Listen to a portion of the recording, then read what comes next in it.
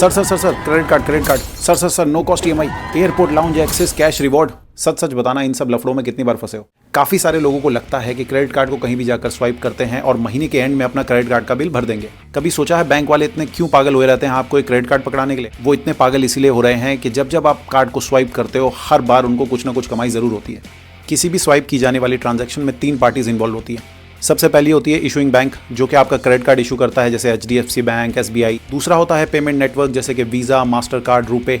और तीसरा होता है वो बैंक जहां पर पैसे डिपॉजिट होने वाले हैं, यानी कि जिससे आप सामान खरीद रहे हैं उसका बैंक। फॉर एग्जांपल, अगर आप एक HDFC क्रेडिट कार्ड यूज करते हैं तो आपका इशूइंग बैंक हुआ HDFC, पेमेंट गेटवे हुआ वीजा, मास्टर कार्ड और रुपे, और जिससे आप सामान खरीद रहे हैं उसका बैंक है एक्सिस बैंक। एग्जाम्पल के लिए, अगर आपने 100 रुपए की ट्रांजेक्शन की तो आपका इशूइंग बैंक यानी कि HDFC बैंक जिसका आप क्रेडिट कार्ड यूज करते हैं, वो बैंक 100 रुपए में से 2 रुपए रखकर 98 रुपीज आगे दे देगा। और जो दुकानदार का एक्वायरिंग बैंक है, फॉर एग्जांपल एक्सिस बैंक, वो अपने पास 1 रुपए रखेगा और मर्चेंट को जाएंगे करीब 97 रुपीज। ये जो 1 रुपए एक्वायरिंग बैंक यानी एक्सिस बैंक को मिले हैं, उसमें से 50 पैसे वो दे देंगे पेमेंट गेटवे कंपनी को, जैसे कि वीजा, मास्टर कार्ड और रुपे, और 50 पैसे वो खुद रख लेंगे। तो इस 100 रुपए की ट्रांजेक्शन से 2 रुपए कमाए आपके क्रेडिट कार्ड बैंक ने यानी कि HDFC बैंक ने, 50 पैसे कमाए वीजा, मास्टर कार्ड या रुपे ने, और 50 पैसे कमाए दुकानदार का जहां अकाउंट है उस बैंक ने यानी कि एक्सिस बैंक।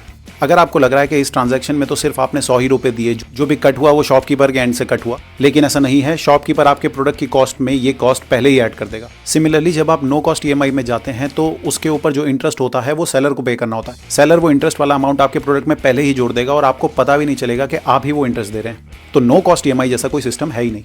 उसके ऊपर से अगर आपको मिनिमम ड्यू पे करने की आदत है तो अभी से उस आदत को छोड़ दीजिए, क्योंकि मिनिमम ड्यू पे करने पर आपको इंटरेस्ट पे करना पड़ता है। कुछ केसेस में साल का इंटरेस्ट करीब 36% तक हो सकता है। तो बिल जब भी पे करें पूरा पे कर। क्रेडिट कार्ड को सिर्फ जरूरत की चीजों के लिए यूज कीजिए। जो चीज आप अफोर्ड नहीं कर सकते उसे क्रेडिट कार्ड पर खरीदने की कोई जरूरत नहीं। अपनी मेहनत की कमाई को बैंक के प्रॉफिट के लिए वेस्ट मत करो। सब्सक्राइब कर लो और एडवाइस के लिए।